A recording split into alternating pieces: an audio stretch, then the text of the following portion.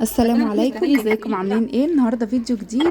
يلا بقى كده قومي وتشجعي وشوفي اللي وراكي، علشان فضلتي سايباه محدش برضه هيعملهولك. هتقومي يعني هتقومي النهارده جرعة نشاط كده هتنسيكي اي كسل وتخليكي تقومي كده تخلصي كل اللي وراكي وانت كده متشجعة ومتنشطة.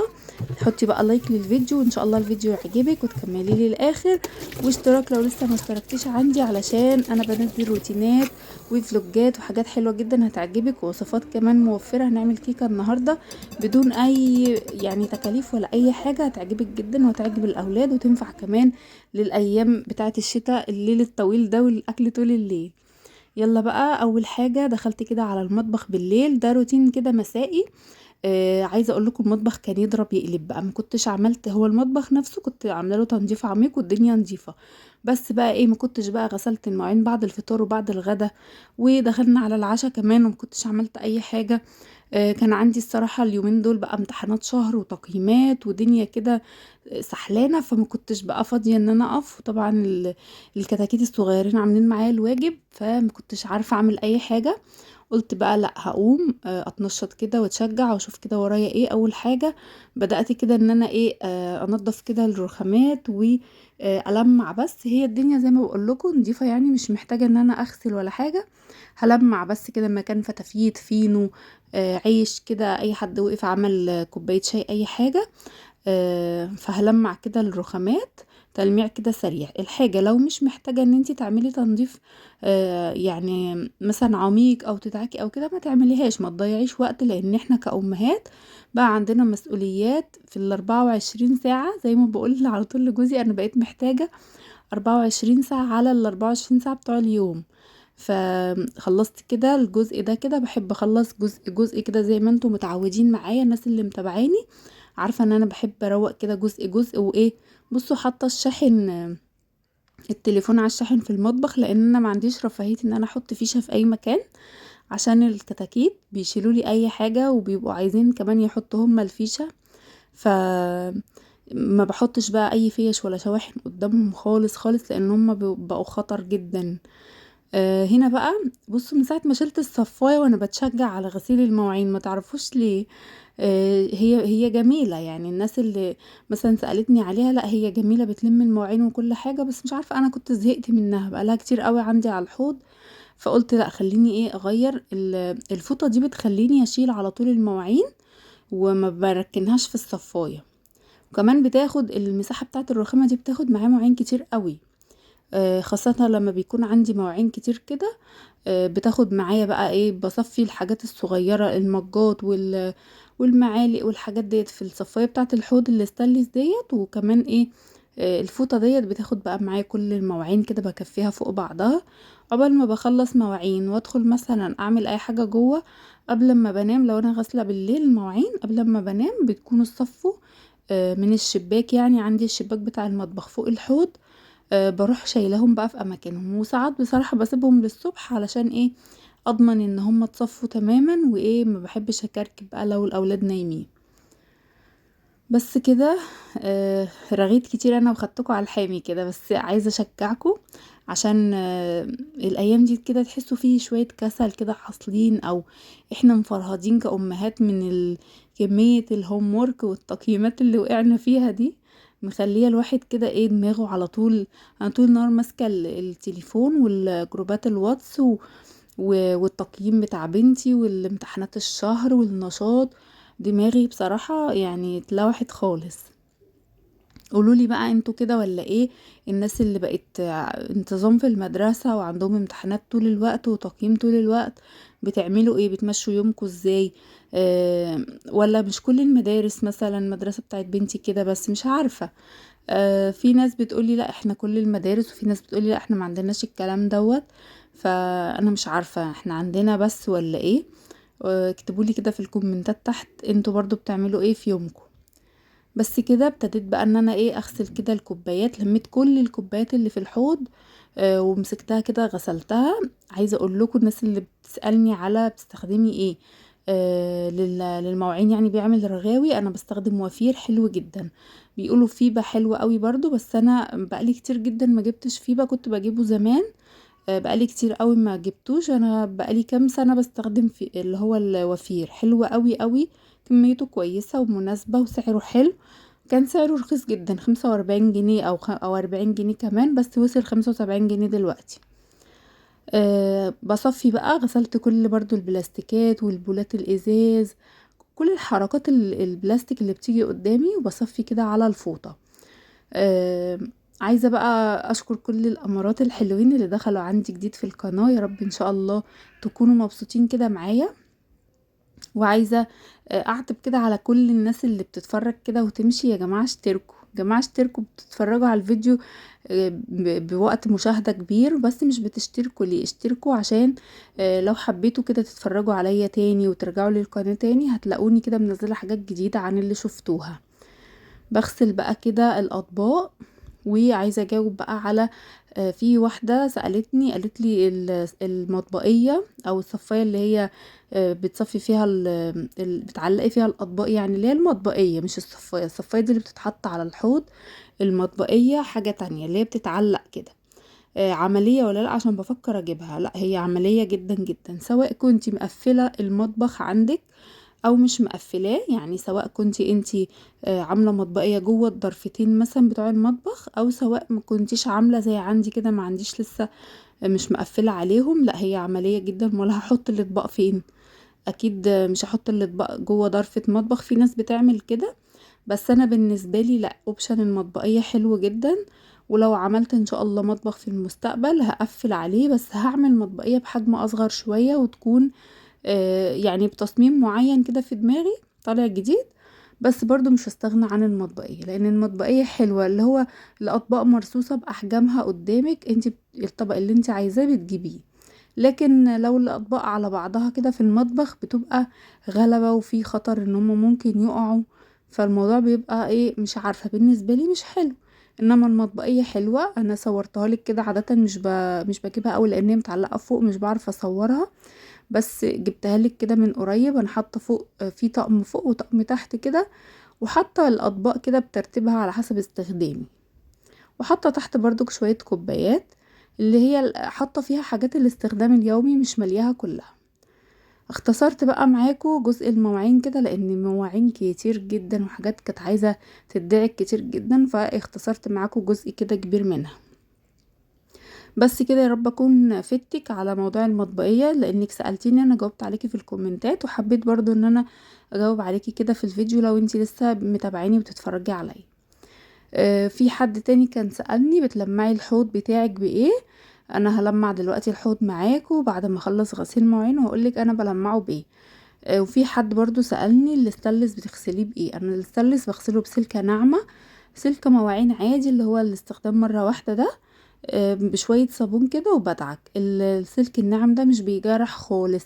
اوعي تغسلي بالسلك اللي هو الخشن اللي هو الاستانلس ده، مش هينضف وهيجرح معاكي الاستانلس قوي، هتبقى شكل الحلة خطوط خطوط كده ومتجرحة ووحشة. طبعا ما ينفعش نغسل بالليفة البلاستيك الاستانلس، هي في ناس بتغسل بيه بس ما بتبقاش الحلة بتلمع، او الحلة برضو بتبقى زيها زي الحاجات اللي هي الالومنيوم شوية، ممكن تلاقيها ايه، لازق فيها حاجة ولا محتاجة، فبتبقى محتاجة لا تتلمع. بصوا المواعين استانلس والومنيوم وكذا حاجة، كل ده انا دعكاه بالليفة البلاستيكات، والليفة السلك المواعين للحاجات اللي هي السلك العادي مش الاستانلس، للحاجات اللي هي ايه الاستانلس والالومنيوم. هنا بقى كنت عايزه اعمل البوتاجاز ومش قادره اوصف لكم، كان بقاله يعني ايه الصبح لحد تاني يوم، يعني من يوم ونص مثلا كده ما عملتوش. اللبن كان فار مني الصبح كده عشان كنت قاعده كده ايه سرحانه مع العيال ففار مني، عفوا. بحب بقى يعني لما اللبن يفور احب اعمله بمناديل كده مبلله الاول، او مناديل ورق، وارميها وما ارجعش ان انا استخدم نفس المناديل تاني يعني. بس ايه، المناديل ما كانتش قدامي وخايفه اخرج بره يشوفوني يقفشوني ما كملتش، رحت عامله كده بحته ايه عندي مش بستخدمها قوي ورميتها برضو، لان مهما هتغسلي في الفوطه اللبن هيزفرها وهتبقى ريحتها زفرة ومش حلوة. فلما اللبن يفور منك ما تمسحيهوش بفوطة المطبخ اللي انت بتستخدميها في الحوض وفي البوتاجاز، امسحيها بمناديل ورق او اي حتة قماشة قديمة انت مش هتستخدميها تاني. آه، عملت كده بقى بدعك بقى زي ما قلتلكوا. في حد برضو سألني على بودرة الليمون اللي انا كنت مستخدماها في الفيديو اللي فات او اللي قبله، كنت غاسله بيها البوتاجاز يعني، حلوة ولا ايه وبتستخدم في ايه؟ هي جميلة جدا، هي بتبقى اسمها لما او ليم، اسمها ليم. كنت جايباها من محل منظفات عادي من زمان قوي قوي، او كنت جايباها تقريبا مش عارفة من كارفور من حاجة كده، من قبل حتى ما يبقى في حاجة اسمها مقاطعة. كنت جايباها من زمان بقى، عندي مثلا 3 4 سنين. كانت ب8 جنيه 9 جنيه، حلوة قوي للتلميع الاستانلس والاحواض والحاجات دي. اسمها ليم. حلوة قوي للاستانلس بقى، البوتاجاز. اللي مثلا هتحطيها على خلطة كده وتعملي صابون على البودرة ديت وتلمعي بيها شفاط معرفش ايه الحركات ديت، حلوة قوي. هتلاقي دلوقتي في اي محل منظفات اسمها ليم، ممكن تجيبيها وتستخدميها برضو. معرفش سعرها بقى كام الصراحة، هي بتقعد كميتها كبيرة جدا، بتقعد معاكي بالسنين. وكمان اللهلوبة برضو من الحاجات الحلوة اللي لو حابة تستخدميها برضو بتنفع معاكي، وكميتها موفرة وبتقعد كتير قوي. لمعت بقى البوتاجاز ودعكت العيون، وبصوا خليته بقى قشطة فلة كده، شمعة منورة. بالليل اصلا انا ايه يعني لما ببيت المطبخ كده نضيف، بقوم تاني يوم 90% من يومي بيبقى يعني انجزته. ليه؟ بقوم اعمل لانش بوكس الصبح، وفطار للاولاد، رضعات بالليل، غدا، مش عارف ايه. فالمطبخ لو نضيف انا بخلص بسرعة، بخلص كل حاجة بسرعة، بخرج على طول من المطبخ. ما بفضلش بقى اغسل واصبن واعمل، وطول ما انا واقفة عايزة اغسل مواعين ومعرفش ايه. تحسوا 90% من اليوم بيبقى في انجاز يعني. بس كده دعكت بقى الحوض ودعكت كده الدنيا. الحوض زي ما قلتلكوا بلمعه يا اما باللهلوبة يا اما مش باي حاجة، بصابون المواعين بس برضو بالسلك الناعم. ولازم ادعكه دعكة محترمة، علشان ايه؟ ما ادعكوش يعني بالليفة العادية، لا بسلك المواعين الناعم. بستخدمها مثلا مرة في غسلة المواعين كده وخلاص بتترمي يعني. هو ما بيتحطش بقى تستخدميه مرة واتنين وتلاتة. كلكم طبعا عارفينه. بلاش السلك الخشن عشان برضو بيجرح زيه زي الليف اللي هو التاني الخشن ده. فعملت كده الحوض وخليته زي الفل. وبحب انشف قوي الاماكن كده حواليا، وما يبقاش فيه نقطة مية في الحوض ولا في الخلاط، علشان ايه؟ الدنيا تبقى نضيفة كده. اكتبولي بقى في الكومنتات بتتابعوني منين، استفدتوا مني ايه، اكتر فيديو حبيتوه ليا، نوعية فيديوهات معينة نفسكوا انا اعملها. ان شاء الله هعمل معاكم تنظيف عميق الفترة اللي جاية كده في البيت، وتتشجعوا كده معايا. وهعمل بقى معاكم على قد ما اقدر كده افكار حلوة ان شاء الله. خلصنا بقى، تعالوا نعمل كيكاية موفرة. عشان في واحدة حبيبتي يعني قالت لي اعملي لنا وصفات تكون موفرة قوي، علشان طبعا كل حاجة بقت غالية، فاحنا عايزين نعمل وصفة موفرة. تعالوا نعمل كيكة بدون بيض وبدون مقادير اصلا. هقول لكم هنحط ايه. عندي هنا كوباية كده من السكر، كوباية الا ربع. وعندي مثلا 3 معالق كبار من الكاكاو الخام الاسباني، اللي هو كاكاو يكون خام، اللي هو مش محلى. وعندي هحط عليهم كوباية من الزيت او كوباية الا ربع. لو حطيتي كوباية الا ربع سكر هتبقى كوباية الا ربع من الزيت. هقلب المكونات دي كده الاول مع بعضها، الزيت مع الكاكاو مع الزيت والكاكاو. احنا حطينا ايه؟ انا نسيت. اقلب الزيت والكاكاو والسكر مع بعض. بعد كده هنزل بكوباية الا ربع برضو من المية.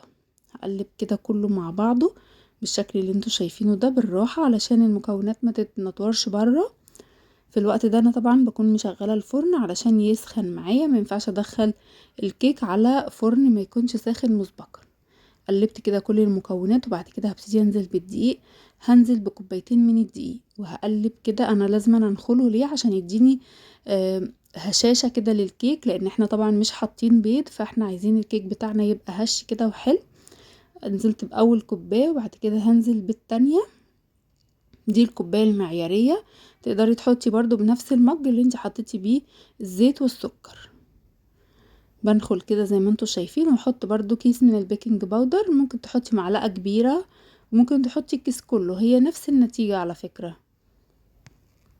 هقلب بقى بالمضرب كده زي ما انتوا شايفين، وهبتدي بقى ان انا ايه اصب كده في الصينية المكونات بتاعتي كلها.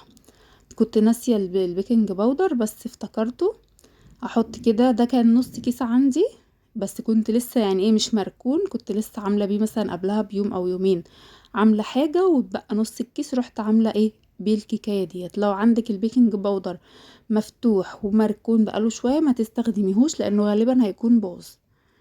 قلبت كده المكونات ونقطة كده من الزيت بسيطة جدا، وهبتدي بقى احط الكيك بتاعي وهدخله على فرن ساخن مسبقا.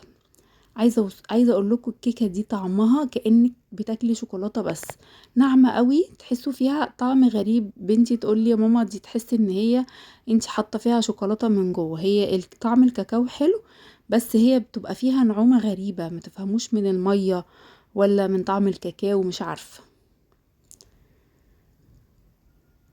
بس كده صلوا على النبي بقى واذكروا الله كده طول ما انتوا واقفين في المطبخ، وخلوا كده الوقت اللي انتوا قاعدين فيه في المطبخ يكون كده ايه انجاز ليكوا في الاذكار بتاعه المساء. لو انتوا الصبح اذكار الصباح، تكونوا كده ايه الوقت ده يكون ما يعديش هباء كده، وتكونوا بتجددوا النية طول الوقت. جددوا النية في شغل البيت، في الاكل اللي بتعمليه لولادك، لخدمة زوجك، لكل حاجة جددي النية، واحتسبي كل حاجة لوجه الله تعالى. بس كده. جبت بقى الكيك بعد ما طلع وبرد شوية، خرمته كده بالمعلقة، وكنت مساحة حتة شوكولاتة كده على حمام مية دافي، وحطيت كده حتى ما كانتش لحقت ساحت كلها، حطيت كده عليها الشوكولاتة من فوق، وهسيبها بقى تشرب الشوكولاتة بتاعتها وشوية بقى ونقطعها وناكلها. وبألف هنا على قلبكم. ده كان فيديو النهاردة، اتمنى يكون عجبكم، تكونوا استفدتوا منه ولو حاجة بسيطة جدا. اشوفكم في فيديو جديد، ومع السلامة.